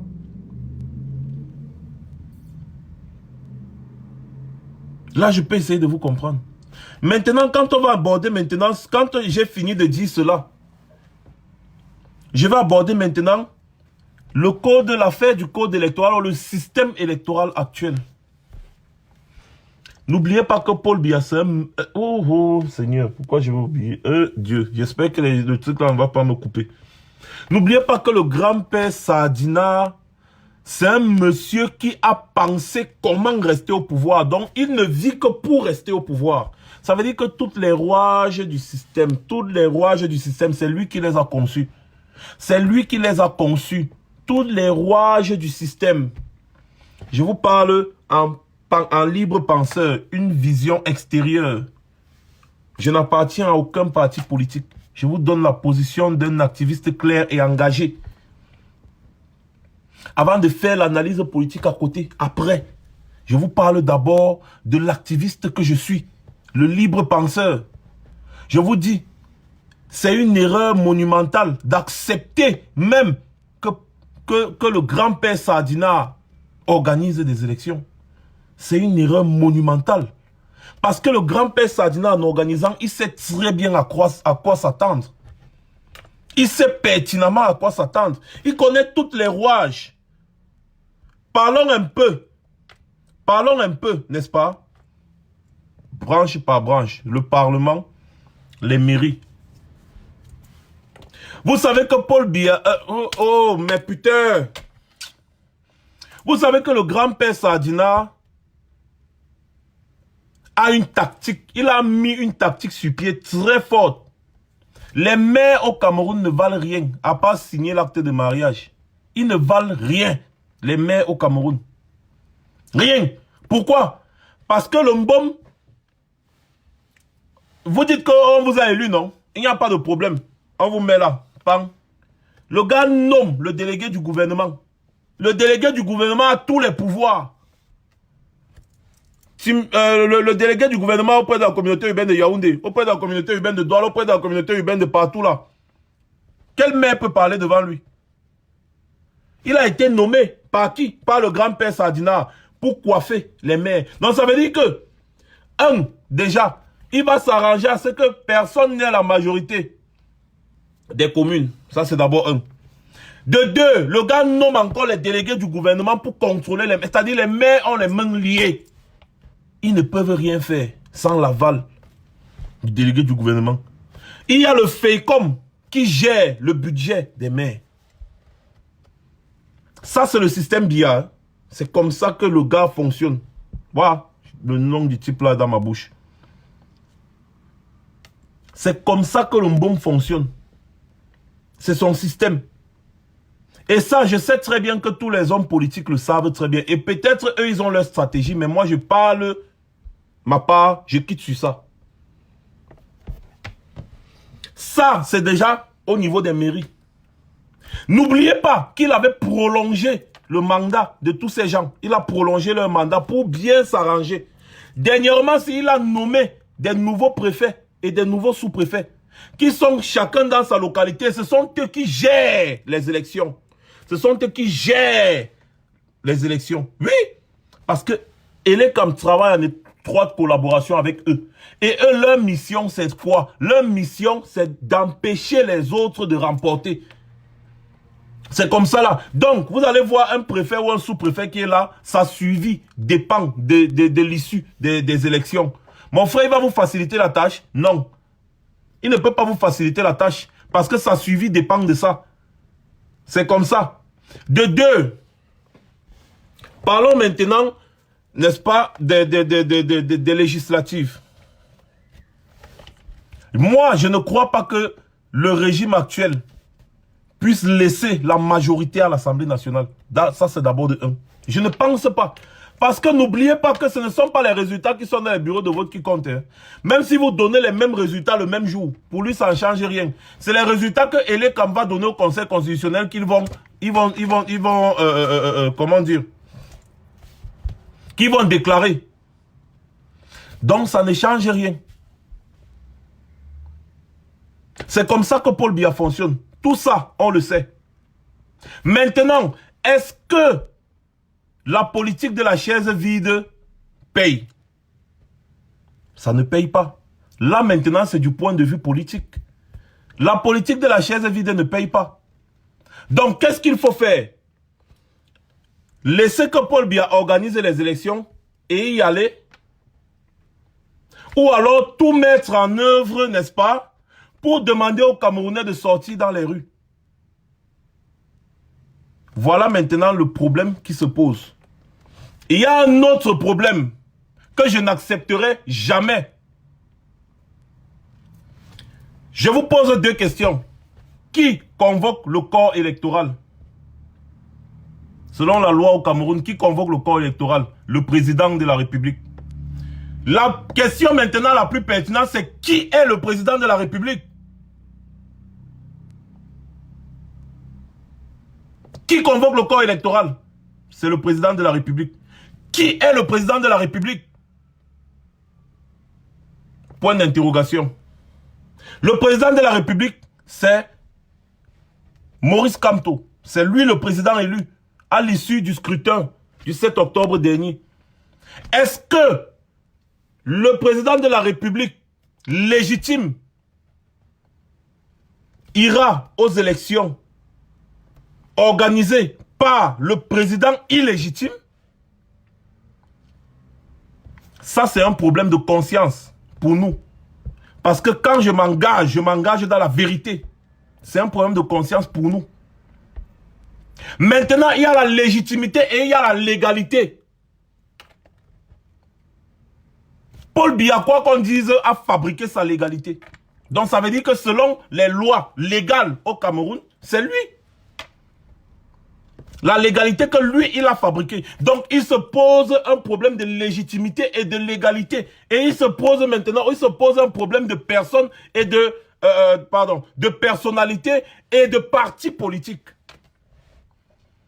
Voilà pourquoi l'affaire là est complexe. Et voilà pourquoi je dis toujours, pour couper court, c'est une révolte populaire qui va trancher cette histoire.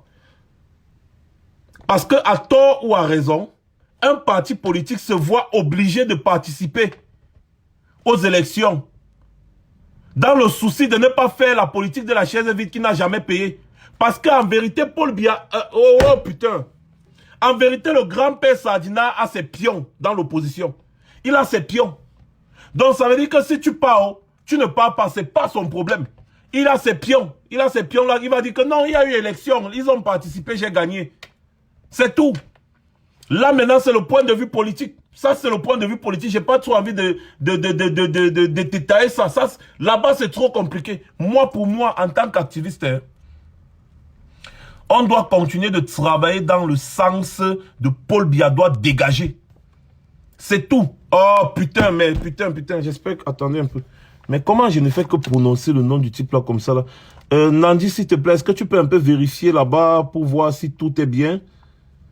Parce que ça fait au moins 3 fois. Je n'ai pas envie qu'on me bloque encore.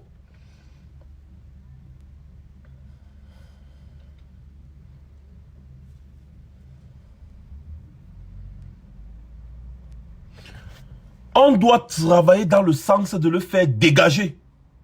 Voilà pourquoi je dis tout, ne mélangez pas et ne confondez pas la politique et l'activisme. La politique et l'activisme ne jamais confondre. Attendez un peu, il y a certaines personnes que je dois bloquer. Bloquer, voilà. Ne jamais confondre. Laissez les politiciens faire ce qu'ils ont à faire. Et nous, les activistes, on doit continuer d'édifier le peuple dans le sens de la justice et la vérité. Et moi, comme j'ai toujours dit, je ne peux pas encourager les Camerounais à partir à des élections organisées par le régime actuel, avec le système actuel. C'est d'abord insulter la mémoire de nos frères ambazoniens qui sont morts par milliers, déplacés par dizaines de milliers. C'est une insulte à leur mémoire, déjà, pour moi. Et je ne peux pas empêcher les politiciens de faire leur travail parce que les politiciens, eux, ils font leur travail à leur niveau. Mais moi, en tant qu'activiste, je dois toujours rester du côté de la vérité et la justice, libre avec ma conscience. Je ne crois pas et je ne croirai jamais à des élections organisées par Paul Biya parce que l'avenir nous donne toujours raison. L'année passée, c'est la même chose qu'on disait. Oh, ma part est venue. L'année passée, c'est la même chose qu'on disait. Le plus difficile, ce n'est pas de battre le type là aux urnes. Ce n'est pas ça le plus difficile. Les gens l'ont battu aux urnes. L'année passée, on l'a battu aux urnes. Le 7 octobre dans la nuit, on avait déjà les résultats. Rappelez-vous, je vous avais dit ici qu'on a un troisième président. Avant même que le président élu ne se prononce, on avait déjà les résultats. On avait les résultats bureau de vote par bureau de vote. On connaissait déjà que le type a perdu. Le lendemain matin, le président élu dit qu'il a marqué le penalty. Et c'est vrai, il avait marqué le penalty. Il a marqué le penalty. Maintenant, est-ce que l'arbitre va valider le penalty marqué? Voilà la question qui se pose. Est-ce qu'on va faire rebelote? Voilà aussi la question qui se pose. Parce que marquer le penalty, là, c'est pas ça le problème. Mais c'est de prouver qu'on a marqué ce penalty. Voilà le problème. C'est ça. Et c'est pour ça que moi, j'ai pris cette position-là. J'ai dit non, je n'encouragerai pas. Je vais toujours rester dans ma position ferme. Le type là doit partir par la rue. C'est tout. Par la rue, il va partir. Par la rue. Parce qu'il est en train de s'imposer. Il ne fait que s'asseoir. Il s'assoit. Il s'assoit. Il s'assoit. Il peut même décider que bon, je vais vous laisser quelques sièges à l'Assemblée nationale. Il vous laisse même 40. Il vous laisse même 40. Le RDPC a déjà ses listes. Il connaît déjà qui sera député demain. Ils connaissent déjà. C'est d'office, ils connaissent déjà qui sera député. Le RDPC, c'est comme ça. Ils connaissent déjà qui sera maire. À quelques exceptions près, ils connaissent déjà qui sera maire.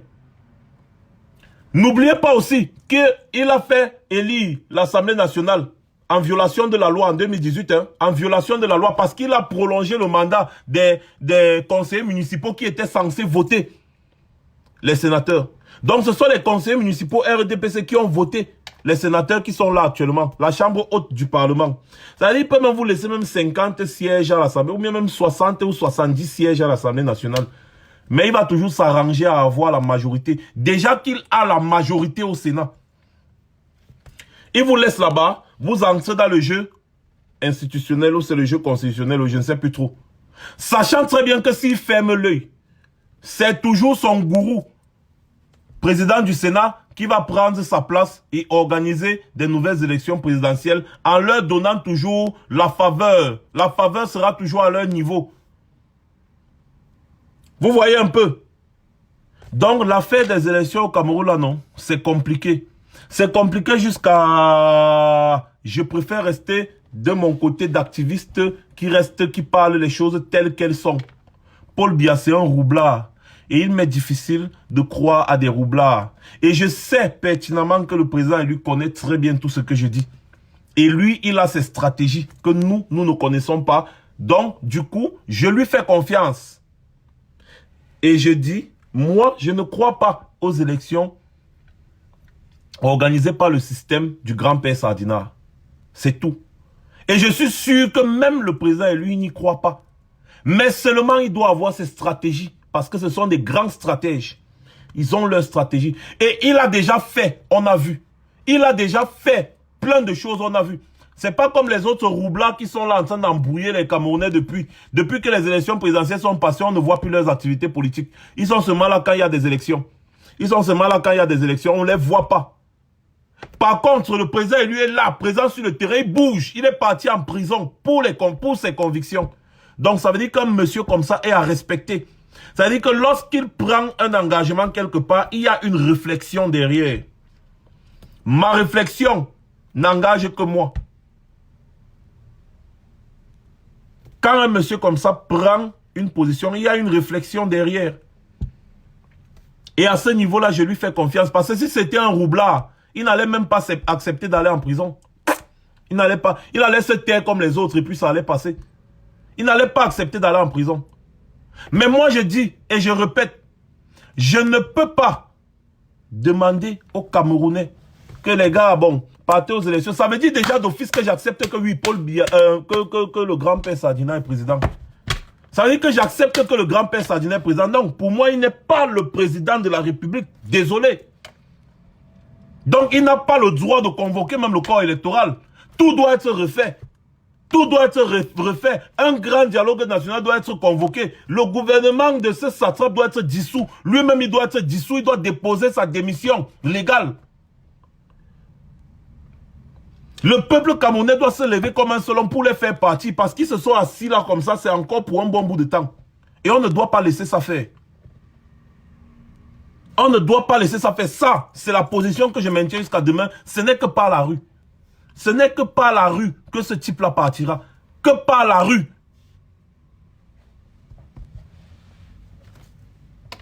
Ce n'est que par là qu'il partira. On efface tout son système. On destitue tout le monde. Tout le monde doit être destitué. Tout le monde doit être destitué. Tous. On destitue tout. On dissout l'Assemblée nationale, on dissout tout. Une nouvelle constitution doit être mise en place. Et qu'on sort, et qu'on sort, et qu'on sort. C'est comme ça que ça doit se passer. Si c'est passant par les élections, non.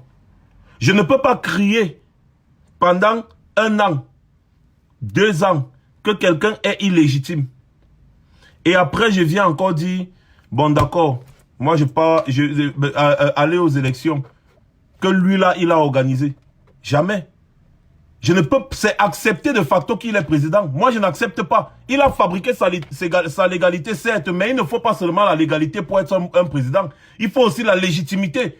Donc, il manque la légitimité. Il ne peut pas. Ce n'est pas lui qui doit convoquer le corps électoral. Voilà. C'est comme ça. Il a perdu des élections. Il doit assumer. Il a perdu les élections. Il doit être chassé. Ce n'est pas lui qui doit convoquer le corps électoral.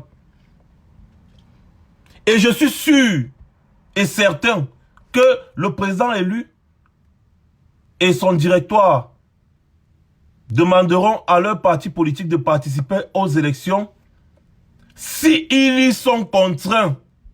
Ce n'est que ça, la contrainte. C'est ça qui les pousse à partir aux élections, qui peut les pousser à partir aux élections. Mais ces positions ont toujours été claires. Il faut d'abord résoudre les problèmes du Cameroun avant de penser aux élections. Mais si les gens de Yaoundé veulent laisser les problèmes du Cameroun sur place, sachant que si les problèmes ne sont pas résolus, nous n'irons pas aux élections, c'est une façon pour eux de nous écarter. Eh bien, nous irons quand même d'abord là-bas.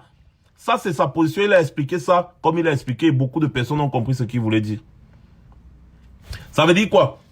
Paul Biya, dans un souci de vouloir les écarter, parce qu'il sait que ce n'est que lui qui le dérange, il ne résout pas le problème anglophone.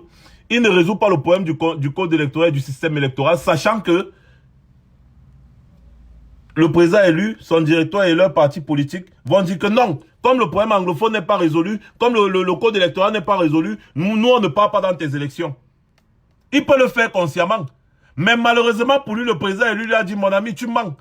Si tu organises dans l'état actuel des choses, on va seulement partir. Mieux ça gâte. Parce que le type que vous voyez à Yaoundé là, c'est un roublard pas possible. C'est un roublard pas possible.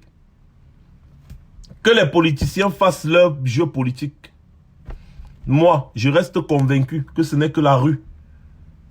Ce n'est que la rue qui fera partie de ce régime. Ce n'est que la rue. Nous sommes là, non? Si on arrive à ce niveau-là, on arrive au moment où les élections vont se passer, nous sommes là, nous allons voir. Nous allons observer la scène avec nos amis. Nous allons observer la scène. C'est tout. Mais moi, je dis aux Camerounais, si j'ai un conseil à donner aux Camerounais, ce n'est que la rue. La rue et rien que la rue qui fera partie de ce régime. Et rien d'autre. Ce n'est que la rue. Voici des gens qui organisent quelque chose. Ils sont arbitres. Ce sont eux qui donnent la décision. Ce sont eux qui s'occupent de tout le déroulement du processus. Et vous n'oubliez pas tout ce qui s'est passé aujourd'hui. Vous avez vu la barbarie de ce régime. Même laisser les gens se regrouper, ils ne laissent pas. Ils tabassent les femmes. Des gendarmes qui tapent sur des femmes sans pitié. Des hommes sans foi ni loi, des brigands en tenue. Ils portent le drapeau du Cameroun et ils tapent sur des femmes. Et vous pensez que les gens comme ça ont une conscience? Ça va arriver à un niveau où même dans les bureaux de vote, ils vont seulement vous taper et vous chasser même des bureaux de vote. Vous allez faire quoi? Ça, c'est des choses qui ne doivent plus arriver dans notre pays. Les gens doivent sortir dans les rues massivement. Massivement. Sachez que tout ça, ce sera toujours la faute à Paul Biya. Je m'en fous, j'ai déjà dit. Ce sera toujours la faute à ce satrape-là. Parce que s'il veut se lever pour organiser des élections au Cameroun dans l'état actuel des choses, ça veut dire que lui, il déclare la guerre au peuple camerounais. C'est lui, ce n'est pas le problème des partis politiques, c'est lui d'abord le problème. Il déclare la guerre au peuple camerounais. C'est tout. Donc, vous connaissez ma position claire et nette. Les politiciens font leur travail. Moi, en tant qu'activiste, je fais mon travail d'activiste. Pour moi, aucune élection sous le régime dictatorial et sanguinaire de Yaoundé ne peut être crédible et ne peut produire quelque chose. Aucune. Je ne crois pas en Jésus. Je ne crois pas en Jésus. Pour moi, c'est ma position. Et je vais continuer de travailler dans le même sens que j'ai commencé à travailler. Le peuple doit sortir dans les rues à un moment donné pour en finir avec ces gens. Une fois pour de bon. Les chasser. Et on va tout reconstruire dans notre pays. Je vais vous laisser parce qu'il y a l'émission à Equinox que beaucoup de personnes aiment suivre qui va passer tout à l'heure. Nous sommes là. Restez à l'affût de l'information. J'espère que ma page n'aura pas de problème parce que j'ai trop fait d'erreurs aujourd'hui. Restez, nous sommes là à l'affût de l'information et je vais toujours vous informer en temps et en heure. Max Seigneur Ivoire, il bataille pour le peuple. Rien que pour le peuple camerounais, soucieux du changement. Max Seigneur Ivoire n'est pas un politicien. Il ne travaille pas pour un parti politique. Il peut relayer des actions qui vont dans le sens de la libération du peuple. C'est comme ça que nous on relaie. Parce que regardez, il y a qui au Cameroun qui fait bouger le Cameroun? À part le président élu. Il n'y a que le président élu qui se met au devant de la scène pour faire bouger les choses. Et il n'est que normal pour nous de le soutenir. En tant que président élu du Cameroun. Président élu du Cameroun ne veut pas dire président du MERC. Non. Président élu de la République du Cameroun. C'est pour ça qu'on le soutient. On ne soutient pas le président du MRC. On soutient le président élu de la République du Cameroun. Celui qui a eu la majorité des suffrages du 7 octobre 2019. Le président élu Maurice Kamto. Il aura toujours mon soutien. Voilà. Passez une bonne soirée les gars.